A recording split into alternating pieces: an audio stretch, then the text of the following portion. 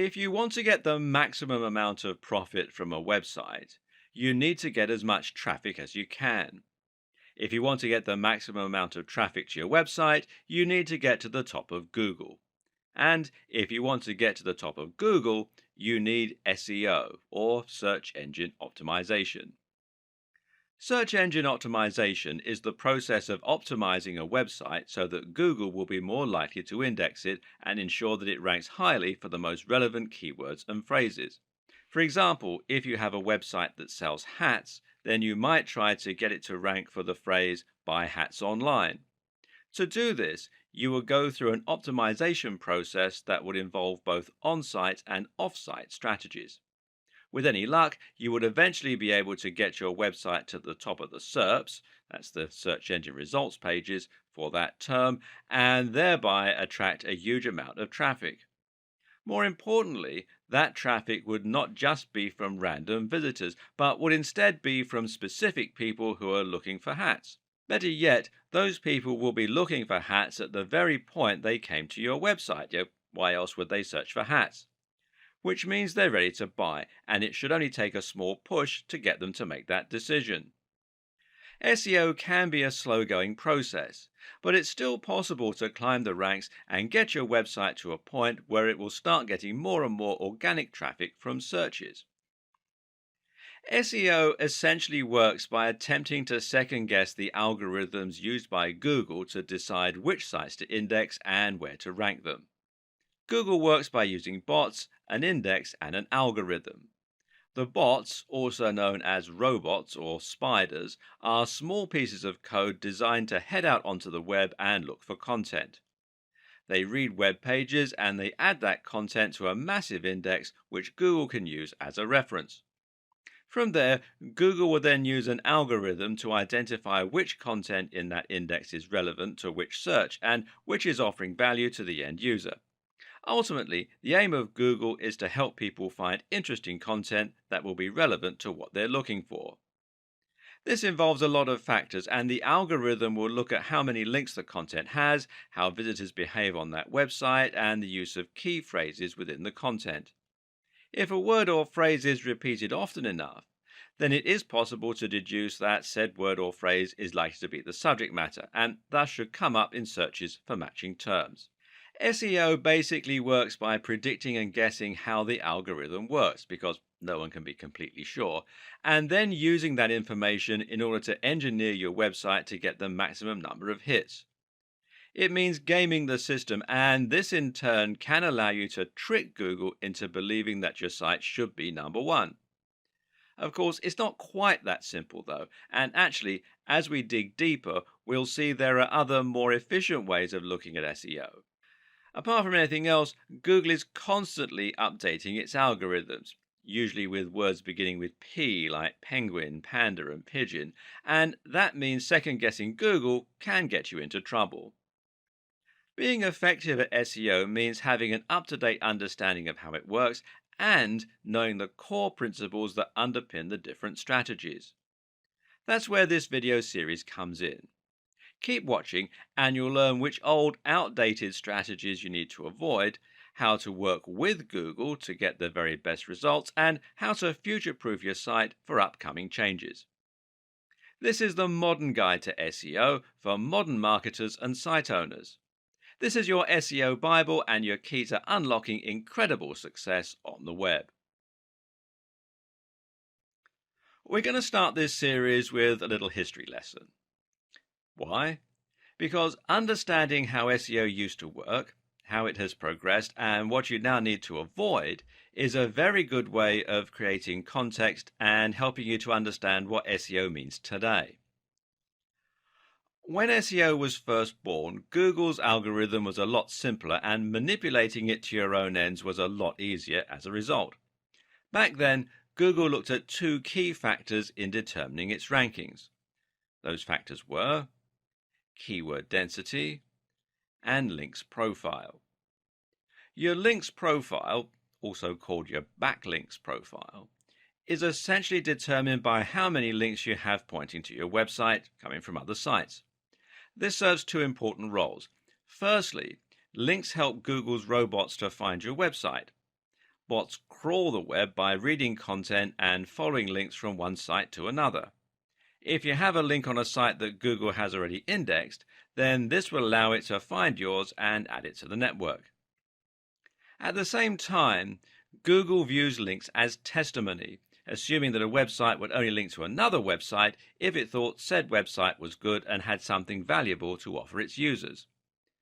Google would also assume that if you have links from 20 websites about hats, then your site is probably going to be about hats as well, especially if the anchor text has your search phrase in it. The other factor was keyword density. Keyword density meant how many times your website would repeat the words that you were trying to rank for. The more content you had and the more often you repeated the same phrase throughout that content, the more likely you would ultimately be to get ranked for that search term and to show up high in the SERPs. Of course, it was also important to research the keywords and to make sure they were actually being searched for. For this, marketers could use Google's keyword research tool in order to check the volume of searches and to get an idea about how much competition there was. A savvy optimizer would then be able to look at terms with the highest search volumes and lowest amount of competition and then try to rank for those phrases specifically.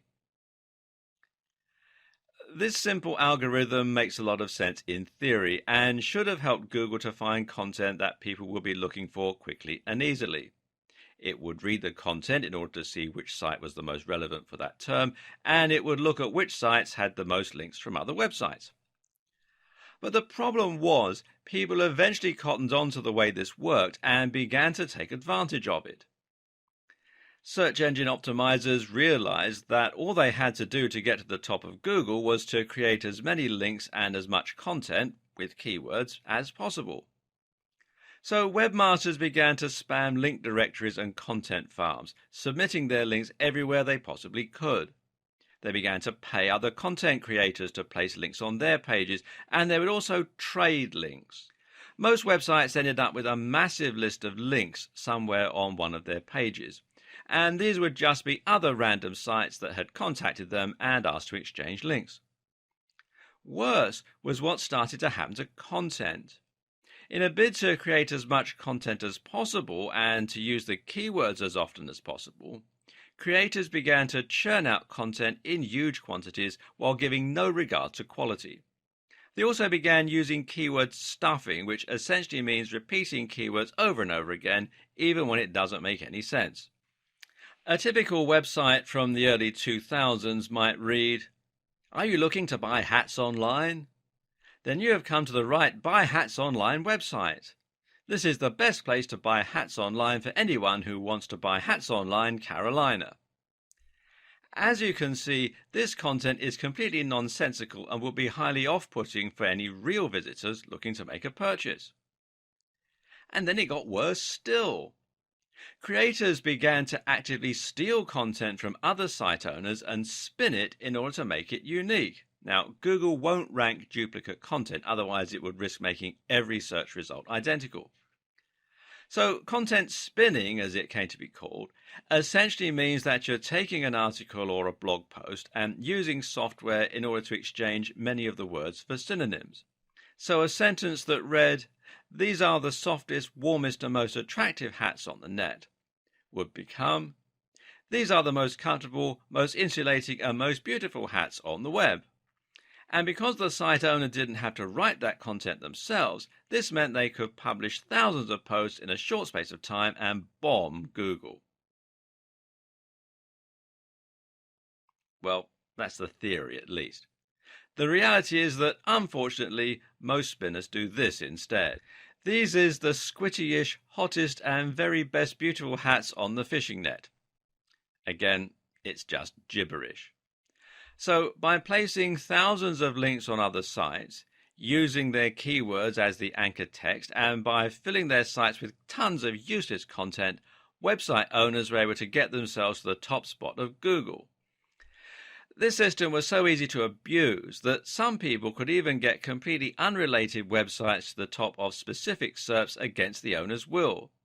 You could make it so that searching for Big Idiot would bring up a picture of your friend, for example. This was called a Google bomb.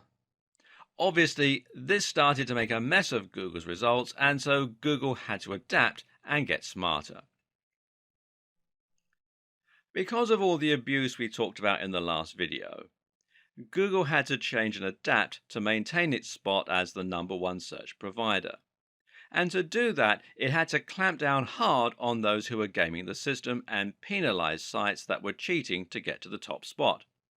It did this by looking for obviously spammy strategies and de-indexing or downgrading the sites. So, sites with keywords in their URL no longer enjoyed the same advantage. Sites with huge numbers of inbound links from low quality websites were de-indexed. Sites caught buying links were de-indexed. Sites that stuffed keywords were severely punished.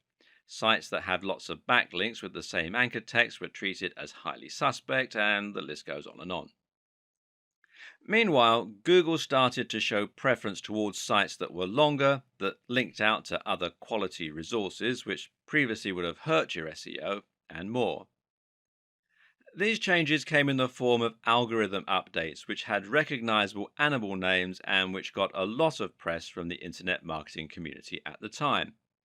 These were Penguin, which was designed to reduce the effectiveness of unnatural backlinks, and Panda, which was designed to favor sites that looked high quality. Google doesn't want a website owner to be able to artificially climb its SERPs. Rather, Google wants websites to climb the ranks only when they're genuinely valuable and popular with the audience. It wants to see natural, organic links that you haven't paid for, and it wants to see deep, relevant, and interesting content.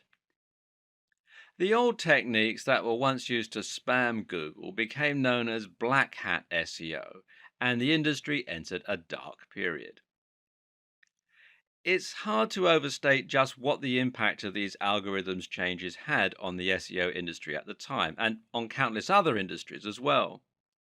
These changes ended up completely de-indexing massive websites overnight.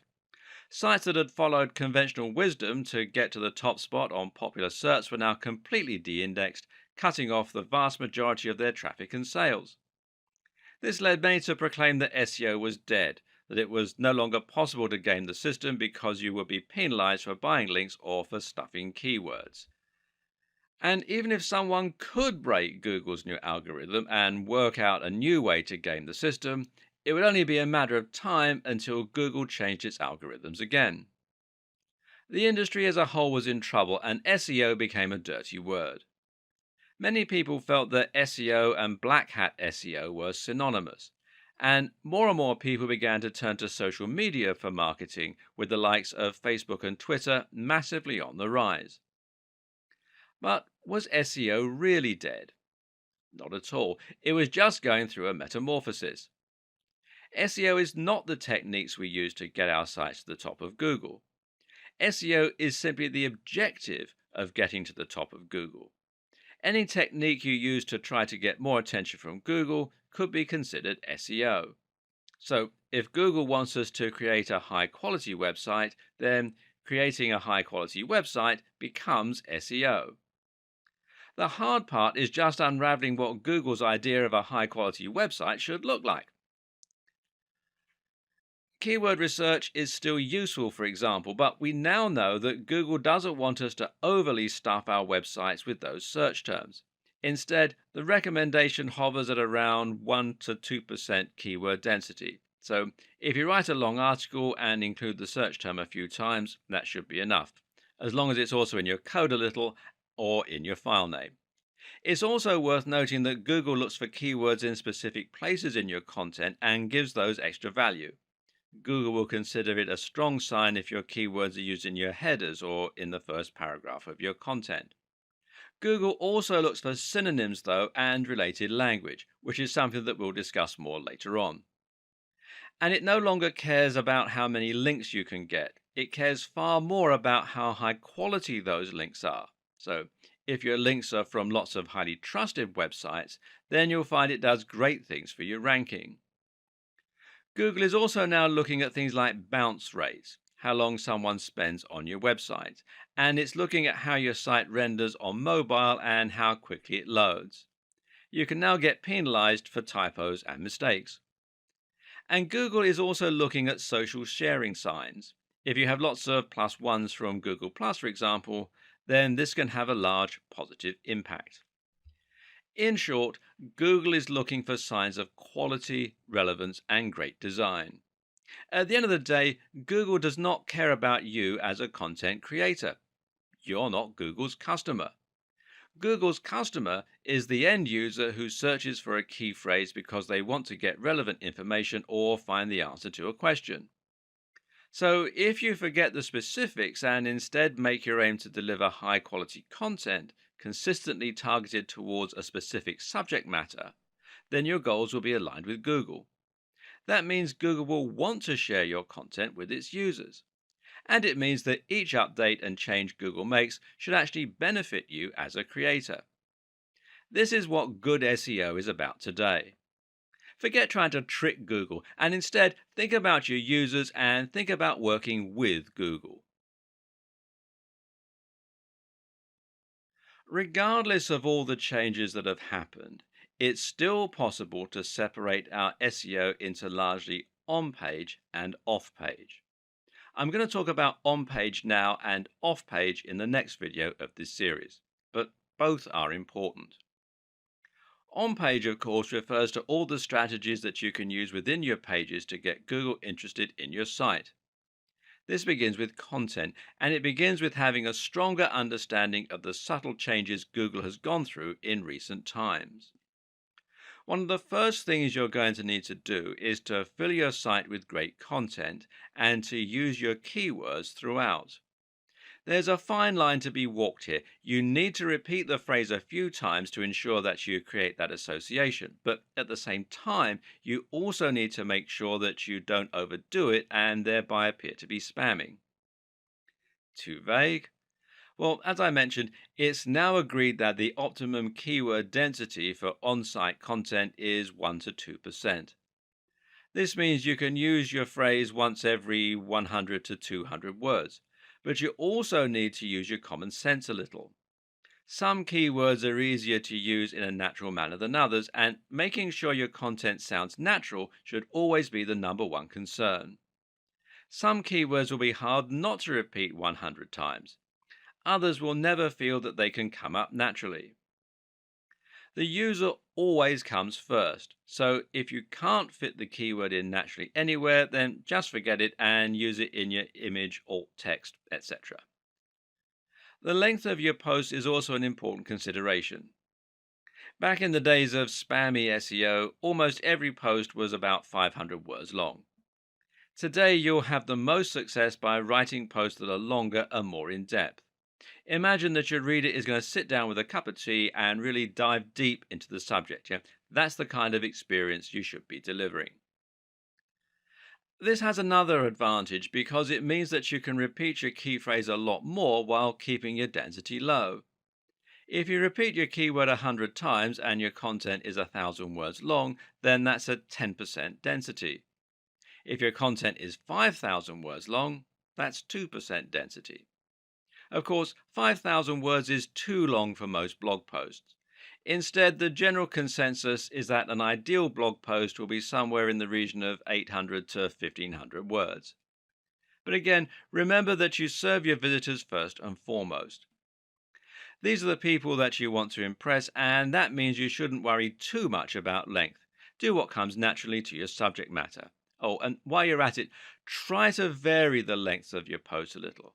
This again looks more natural and suggests to Google that you're not following a strict formula of any kind. At the same time, you also need to consider something called LSI, or latent semantic indexing. This is basically a fancy term for how Google now understands actual meaning rather than just looking to match words. The way it does this is at least partly by looking for synonyms and related terms when trying to answer questions. In short, don't just use the exact key phrase, but be sure to use lots of relevant and related language. This is important partly because it can prevent a mismatch between searches. If someone searches for a homonym like duck, how does Google know whether they mean the bird or the movement? Simple. by looking for related terms like duckling and feather, or perhaps dodge and dive. At the same time, the use of synonyms and related language again shows Google that there is a lot of content revolving around the same topic. It's not just a case of having mentioned the search term a few times in an otherwise irrelevant piece of writing. So, if you're writing about bicep workouts, then you need to make sure to include lots of related language like arms, triceps, dumbbells, training, weightlifting, etc. Doing this will confirm the subject matter of your site and will look a lot more natural and useful than if you just use the phrase. And for the same reason, it can also be a good idea to use variations on your key phrase and to have secondary search terms. For example, if your key phrase is build massive arms, then you should also try to include the terms build big arms, build big biceps, get big biceps, etc. Google now knows that this means the same thing, but won't be as likely to penalize you for keyword stuffing. It also makes you look like a better writer for your visitors. Essentially, try to keep in mind that Google no longer works by trying to match the search terms exactly in your content. You can see this yourself when you search Google. Search get big arms, and many of the results that come up won't actually include those precise words. Likewise, linking out to relevant sources might help Google to better understand the topic of your pages and posts, while also demonstrating that you're trying to provide extra value to your visitors. On that same note, you should also look at rich snippets. Using structured data, you can highlight to Google certain key elements of your content, like recipes, dates, company names, scores, etc. This helps Google show some of that information in the SERPs, the search engine results pages, and thereby attracts more visitors to your site. There are plugins which will let you do this easily, or you can do it through meta tags.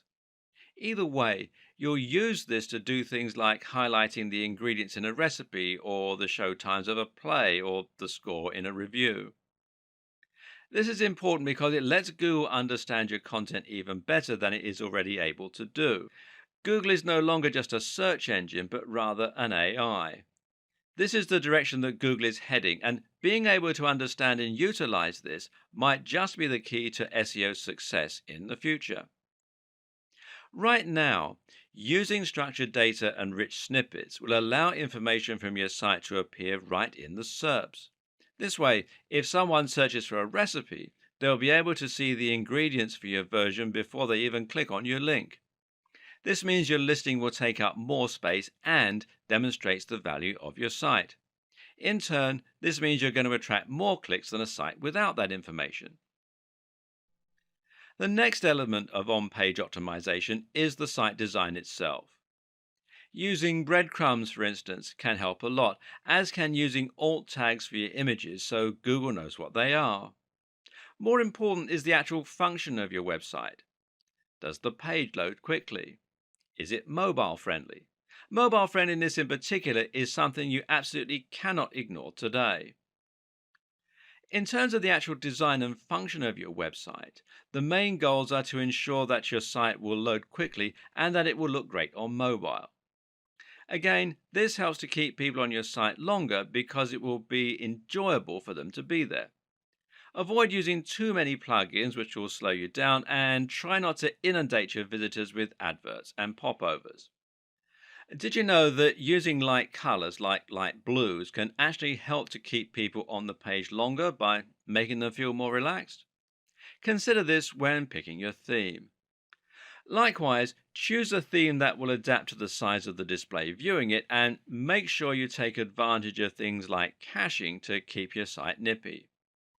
Themes that do this are called responsive insofar as they respond to the shape and size of the display they're being viewed on. This works by removing certain elements, by rearranging menus, etc., and by shrinking images. Note that mobile friendliness also means things like having large buttons, which are easier to click with a finger rather than a mouse, and avoiding mouse over drop down menus that, again, can't be operated on a mobile without a mouse. The best way to ensure that your website is responsive, that it looks the part, and that it will encourage the maximum engagement is to use WordPress. WordPress is a CMS, that's content management system, that makes it incredibly easy to build a responsive website and then add a custom theme that you've downloaded, either free or paid, or made yourself. Using WordPress removes much of the guesswork and makes it very easy for you to implement new layouts and even add things like rich snippets by downloading the right plugins. There's a massive online community to support your development, and the tool is used by many of the biggest sites on the net, meaning that it is a proven quantity as far as SEO goes. And you can find more here at WordPress.org. Seeing as WordPress is free, you're actually really making life harder for yourself by using anything other than it to build your website. Check your mobile friendliness on this site here, which is search.google.com/search console /mobile friendly, and your page speed on this site here, which is developers.google.com /speed page speed, or run together as one word, /insights. As I mentioned, there are a few miscellaneous tips that can also help to improve your on-page SEO. For example, it's generally accepted that using copyright notices and legal disclaimers can be seen as a positive sign by Google that these will make your website look more professional and more like a real business. Think as well about how you're going to help Google find the content within your site. Having a sitemap can be very helpful for indexing, for example. And you need to avoid using images that have text in them, and definitely avoid the use of Adobe Flash, seeing as Google is unable to read that type of copy. You can also insert your search terms into your site code by including in file names, the file name of an image, for example, and including it in the permalinks. Now, these are the URLs of specific pages, which should match the title of your posts. Then you have the behavior of your visitors. In other words, how long are your visitors staying on your page? Do they click a lot of internal links? Do they scroll down the page? Are they leaving comments? Google wants to see that your site is offering value to your visitors, and the best way they can do that is by looking to see if people are actually enjoying the content you've created. Your site design is all about getting your visitors to spend a long time on your page and then to interact with it. You can do this by using related posts and by making your comment section appear more interesting and easier to use. But you should also do it by simply ensuring that your site looks great, performs well, and is filled with interesting and relevant content. Try to avoid adverts or bad design elements that are going to instantly put people off and cause them to leave your website. Remember, Google wants to see that people are spending time on your website, and the best way you can ensure this happens is by making content that people want to read. Moreover, you need to ensure that content is presented in a way that encourages people to stick around. Forget dense blocks of text with no images. Instead, create content with lots of headers that's well spaced out and that uses large, beautiful pictures throughout. In terms of the actual writing, try to use a narrative structure where possible to really pull people in. Tell a story. Use cliffhangers and make it impossible for your visitors not to move down to the next line. Ultimately, it comes down to making sure you're providing the very best experience for your visitors, but doing so in such a way that Google can see and understand that that is the case. In the last video, we talked about the basic strategy you'll use for your on-page SEO. But what about link building? How has that changed in recent years? Once again, the key is to focus more on quality rather than quantity. If you once had 1,000 different links all coming from low quality websites, this could now actually stand to hurt your SEO, as it will look like link spam. If you've been guilty of using these old practices in the past, you might want to consider Google's link disavow tool, which you can find here at google.com/webmasters/tools/disavow links main $PLI equals 1. And there is a posting on Google's blog which explains how the tool works and everything. And you can read more about that at support.google.com/webmasters/answer/2648487 HL equals EN. And what these tools do is it allows you to tell Google that you didn't ask for the low quality links and thereby prevent them from affecting your ranking. The fact that tools like this exist show that Google does still support good SEO, by the way. Once you've removed all your low quality links, you need to start looking for high quality links. Which ones are those? Simple. They're the ones that follow all of the advice that we gave in the last video on on-page SEO. These should be sites that are relevant to your niche stroke industry, but also ones filled with the very best quality content and which seem to have an entirely engaged user base. In other words, look for the very best sites in your niche. Make your site as good as theirs and then approach them for a link. The sites that Google will rank highest for a particular search term are the ones that appear the most relevant and that have the best content and the best design. At the same time, though, they will also be the ones that have the most trust. This means Google considers them an authoritative resource and expects the information on their site to be accurate and well written. This is something that sites like Moz have tried to quantify with terms like trust flow. However, there's no defined method of determining a site's trust, and instead we have to infer the best strategies for building trust, as usual. What we do know is there are some sites that Google trusts absolutely implicitly. These are sites like harvard.edu, BBC News, etc. And how does it know it can trust them?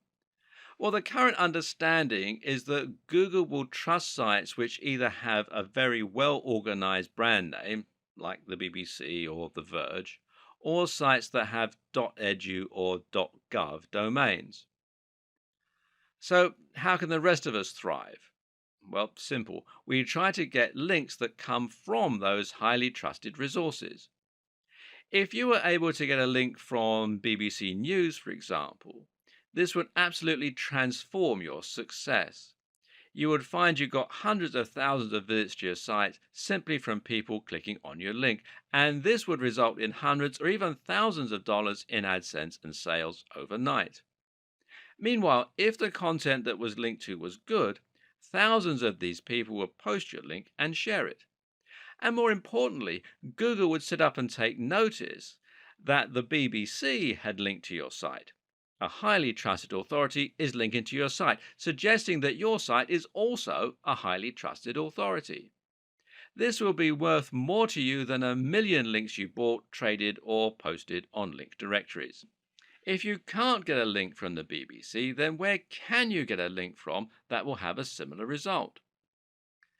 Unfortunately for many of us, it's nearly impossible to get a response from a massive site like the BBC, unless perhaps we have a newsworthy story and a useful contact. And so we're going to have to look elsewhere. A good place to start is with the Google News section of the SERPs. If you search for something like election results during an election, then you'll find that a few results are highlighted at the top of the page with an image and a snippet of text, as you can see here. Now, if you click here on the News tab, you can find more news and stories.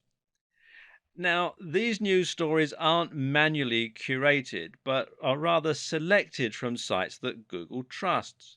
If a site is in Google News, then it's a pretty sure sign that that site has made it, especially in a competitive niche. And thus, it shows you exactly where you need to be getting your links from. If you can get links from any of these sites, then you're going to get almost the same boost as you would get from the BBC, although to a lesser degree. But how did these sites make it so big? Perhaps they got links from the BBC, in which case you're getting some of the benefit via their link to you. And the same thing would happen if they had a link from a site that had a link from the BBC. Try to think of this as a game of degrees of separation. You might struggle to get in touch with the very biggest authorities on the web, but if you can indirectly trace a link back to a big site, then you'll enjoy more love from Google the closer that relationship is. Chances are that you already know what the biggest sites in your niche are. These are the sites that are household names and that everyone goes to when they want information on your subject. Chances are they're also the same sites that end up in Google News. And because they're so big, they've probably got links coming in from other big sites. So, how do you get these big sites to answer you so that you can get some benefit from their links? And seeing as you're no longer allowed to buy links or do link swaps, how do you get them to link to you? Well, generally, the answer that most SEO experts recommend is using guest posts. A guest post is like a link swap, except that instead of swapping a link for a link, you're swapping free content for a link. Your job is to scope out sites that might be responsive to a message from you. Look at the type of content they publish and then write a post that's along the same lines. You then contact the site owner by email and show them your content, asking if they would like to publish it. The deal is that they can publish your post, but only if they include a link back to your site in exchange. They can do this by putting your link and bio in an author box, or they can do it by including your link naturally in the content of the article. By embedding the link this way, you make it look a lot more natural and you can send even stronger signals about the topic of your post. And remember that it's also highly important for the topics of sites linking to you to match the topic of your site. And this way, you're not only posting on a site you chose in your niche, but you're also filling it with a directly relevant post. This is a fantastic way to build links, but there are a few caveats. The first is that you still need to be careful. Matt Cutts, who used to work on Google Search, has made it clear that the overuse of guest posting can still lead to penalization. This is still a form of link manipulation. Likewise, you need to be careful about constantly using the same anchor text and generally being predictable. Mix it up. Finally, consider that it will still be hard to get an answer from top influencers in your niche. The solutions include making sure that your content and the sites you're linking to are great quality so that the creator will be happy to be associated with them, delivering real value in the guest post, spending some time developing a relationship first, perhaps by sending some emails and maybe by leaving some comments on their blog, starting relatively small and working your way up. Look for blogs that are just ahead of yours. Each time you succeed, your site will get bigger and you'll be able to approach a slightly bigger influencer next time. Use your existing contacts. Maybe you have a friend who owns a blog. Network in person. And for making a big impact, nothing beats the power of actually meeting a blogger or a site owner in person and making a connection that way. Go to SEO networking events and generally don't be afraid to pick up the phone. A key lesson to apply to pretty much every aspect of SEO is not to get carried away when you find ideas that work. For example, just because quality is key, that doesn't mean that you need to disavow every low quality link and only ever build links from the top sites. Why? Well, you guessed it. It looks unnatural again and actually looks like manipulation. Take a look at sites like the BBC and you'll see that they have a huge and highly diverse link profile. They'll have links from massive sites but also tiny spam sites. When a site is truly successful, it'll lose control over all of its links, and this can be useful to make your links profile as diverse as possible. And one of the very best ways to do this is with link bait. Link bait is an article you've written specifically to try and get as many links to it as possible. How? One answer is to make your article a powerful resource, meaning that it will become a place for people to learn a particular subject matter. An example of this is the excellent guide to testosterone published on the art of manliness. This post goes much more in depth than many similar blogs on the same subject, and as a result, countless other articles have linked to it as a resource. Another option is to create a post that will somehow support a discussion. A good example of this is the post How to Win an Argument with a Nutritionist, which includes links to studies that disprove outdated notions about nutrition. The article is perfect link bait because people will regularly use it in online arguments to prove their point. Finally, one more very useful strategy for your backlink strategy is to perform backlink research for other sites. Look at your competition and look at which sites have got the most traffic in your niche.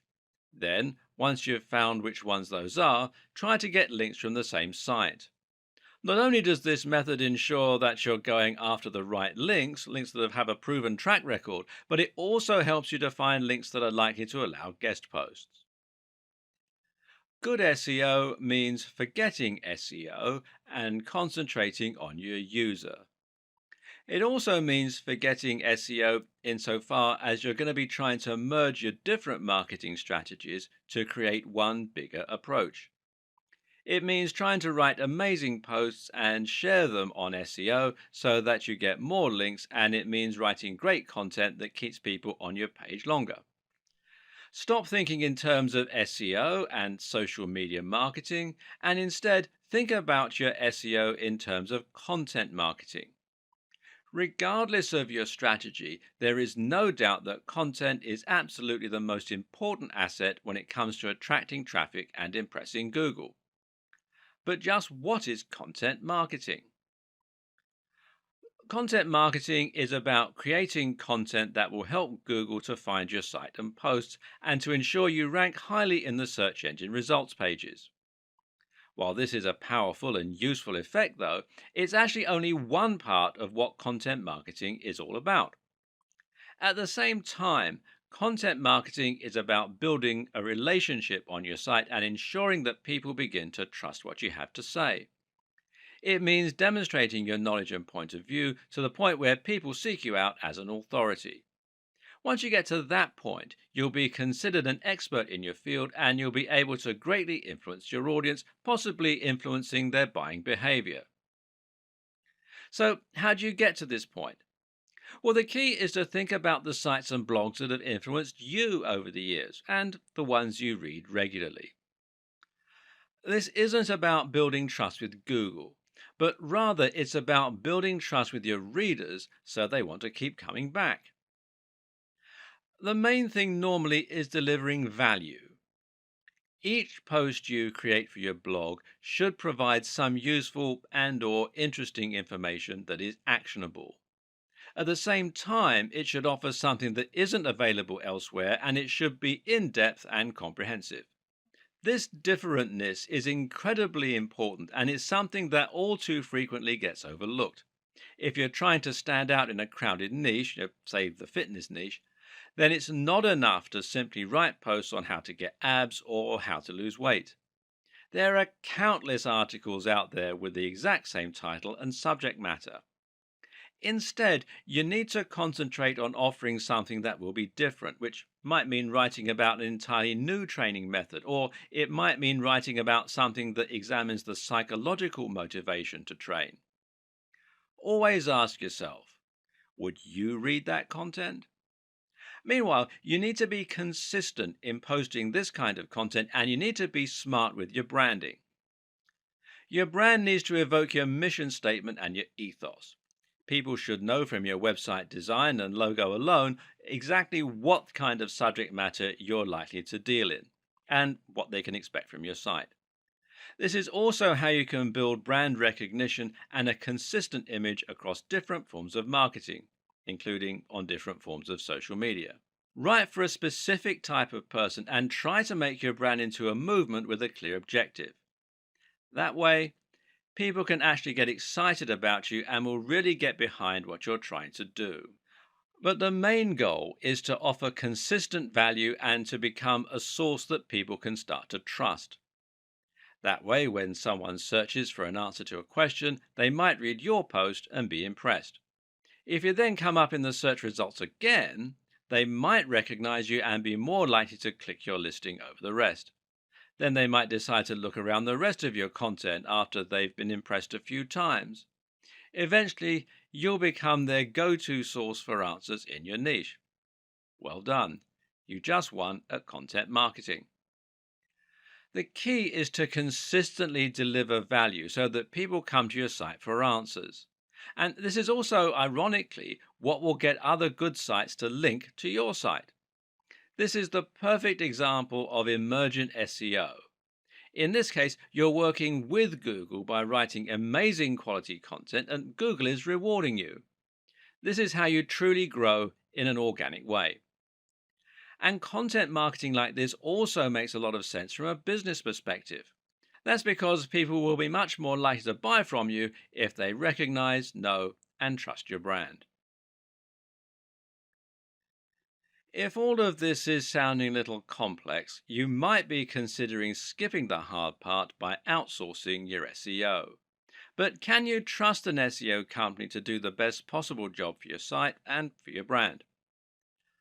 While there are a ton of great SEO companies out there providing valuable work and helping companies to reach new heights in terms of their exposure and profits, the unfortunate fact of the matter is that there are probably more not so great SEO companies. These are the companies that didn't get the memo when Google changed. They're the companies that still insist on keyword stuffing and link spam. Worse still are the companies that knowingly don't do anything and just take your money. And the problem is that it isn't easy to tell the two apart. How do you know if your SEO company is offering great value for money or whether it's actually just twiddling its thumbs and sending you large invoices every few months? Now, this isn't a problem you face with most other industries. If you hire someone to paint your fence, then at the end of the day, you can see the work they're doing and you can decide for yourself if you're getting your money's worth. Ultimately, your fence is either going to be painted or it isn't.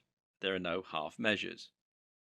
The same is true for cleaning companies and marketing consultants and for accountants. But when you hire someone to do SEO, you actually can't see the results right away. It can take months for SEO to have a positive impact on your site's ranking, and even when it's been done well, there's no guarantee you'll get to page 1.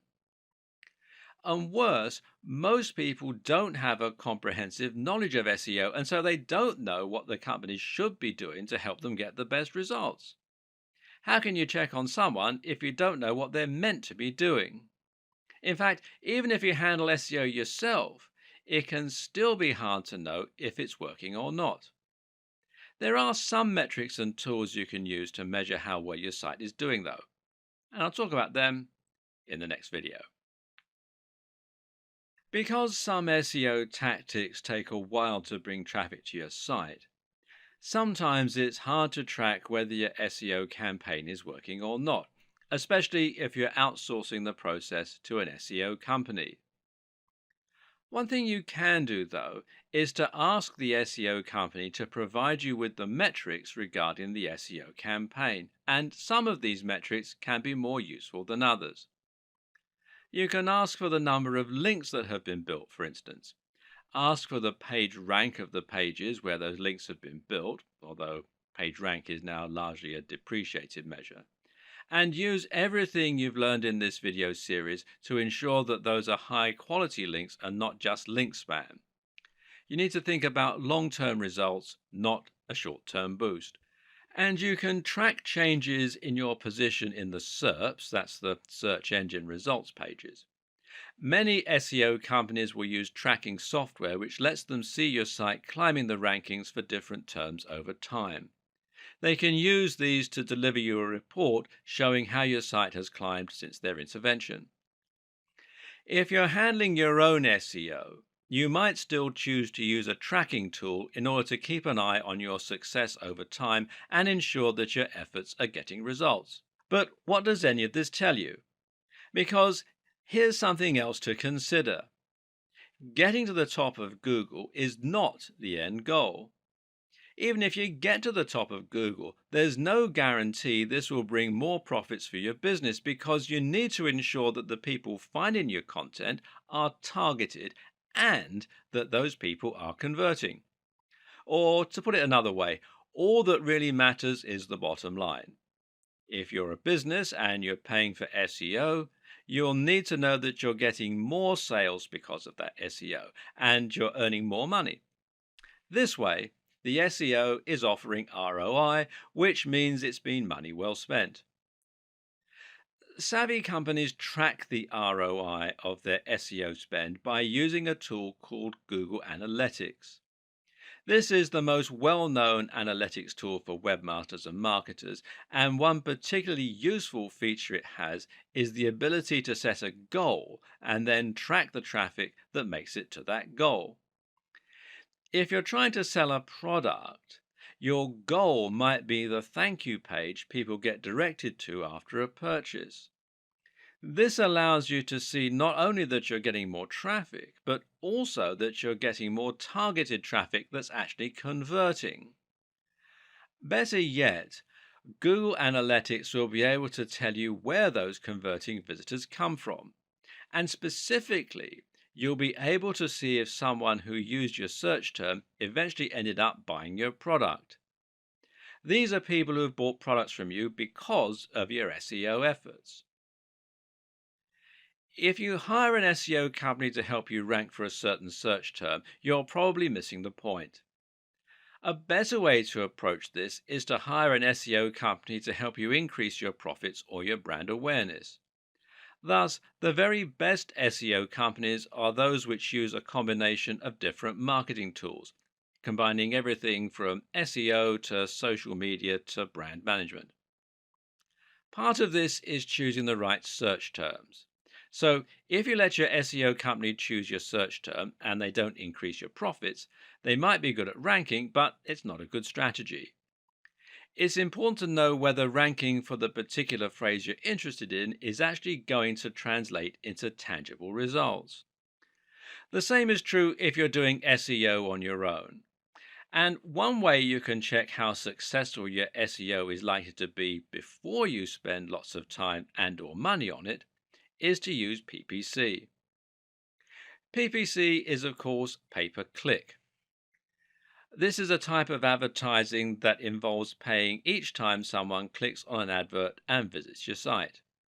The two most popular PPC choices right now are Google AdWords and Facebook ads. It's equally important that you use analytics in your own SEO campaigns for the very same reasons. Good SEO is about constant iteration and seeing which actions are having the best impact on your tracking. Struggling to rank for a certain term? Then you can consider aiming for another one. Finding that people from an unexpected search term are converting more highly than those from other search terms? Then it might be time to switch gear and start trying to rank for that phrase instead. Setting up Google Analytics is thankfully rather simple. First, you need to head over to Google Analytics, which is google.com/analytics. And then you'll need to add a small tracking code to each page of your site. If you're using WordPress, you can also use a plugin to do this. Then you can set up your view, which will let you choose which stats you want to look at. Some useful things to look at here are your audience overview, and this is key data regarding who is looking at your site, which can help you to better target specific demographics. acquisition, this is where your traffic's coming from, real time, which shows you how many people are on your site right now, and the aforementioned goals. With what we've covered so far, you should now know everything you need to know in order to begin a modern and effective SEO campaign. The problem, though, is that, as we've already mentioned, SEO is something that is constantly evolving and changing. We already know that Google has a lot planned for its search algorithm in the future. And the first big change we can expect to see going forward is the introduction of a real time algorithm. This means any changes made to your site's SEO might be reflected immediately in the search results. This is expected to affect Penguin predominantly, which means it will have the biggest influence on inbound links and whether your backlink profile is mainly made up of high quality links or spam. In this case, adding a spam link to your site could result in an immediate downgrade to your ranking.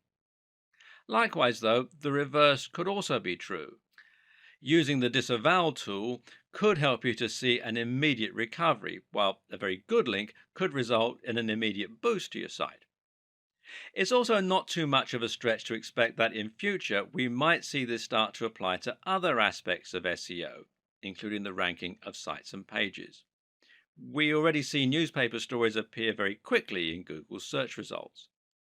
So, what should you do to make sure that you'll benefit from these changes? How can you future proof your site in this regard?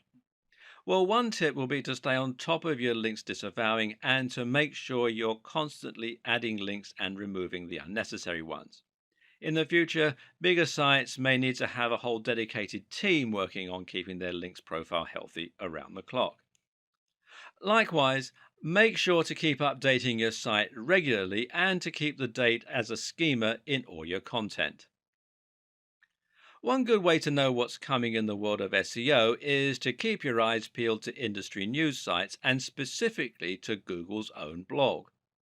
Another is to think about the direction that Google is heading in and to try and guess what its larger plans are. And right now, everything is pointing towards a heavy investment in voice search and AI.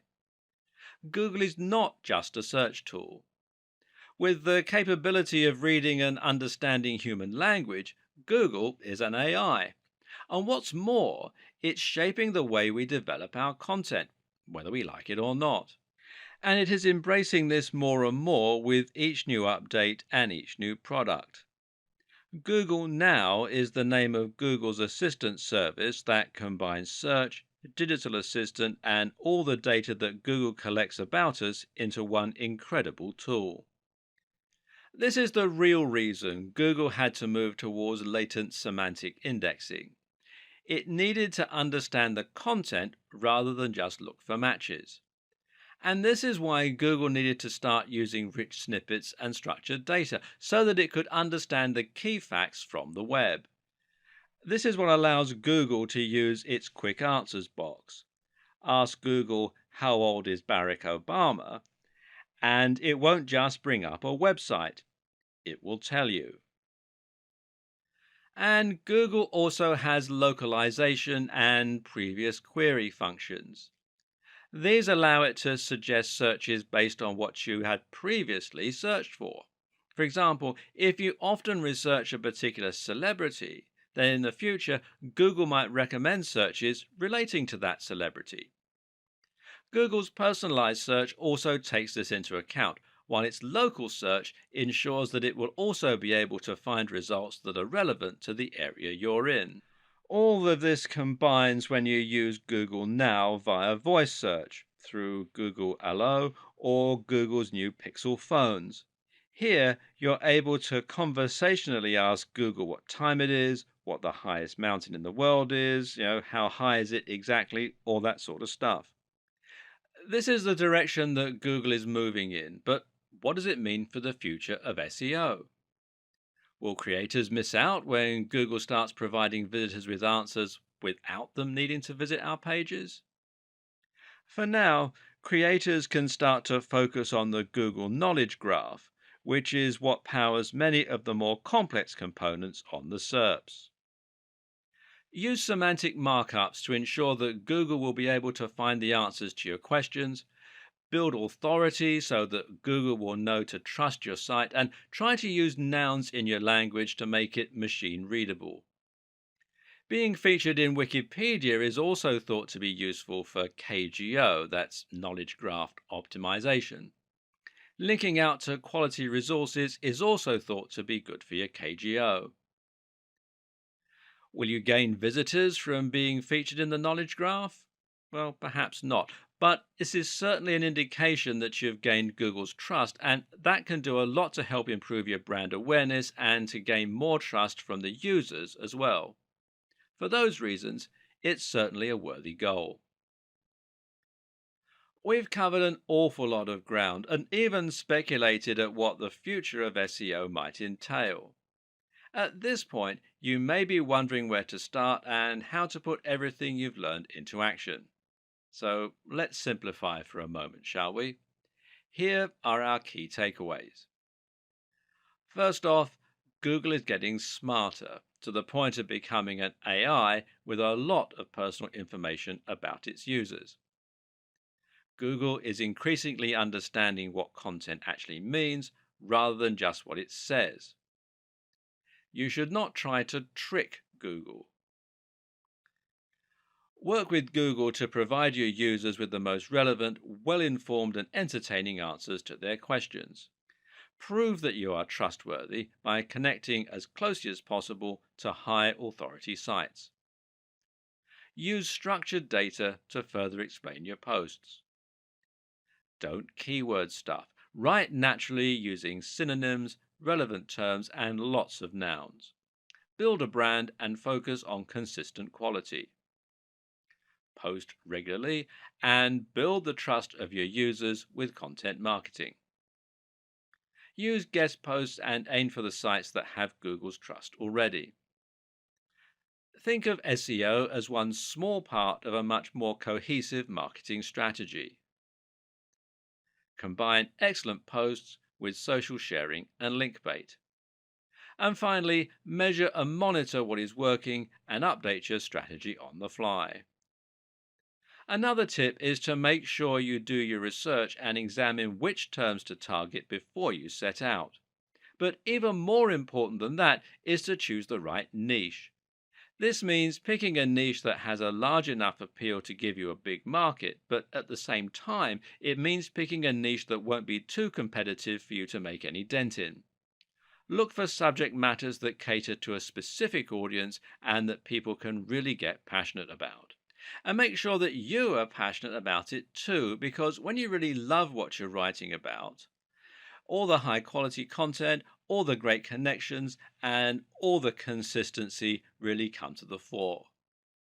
Stop looking for quick wins and focus on building a trustworthy brand filled with incredible information.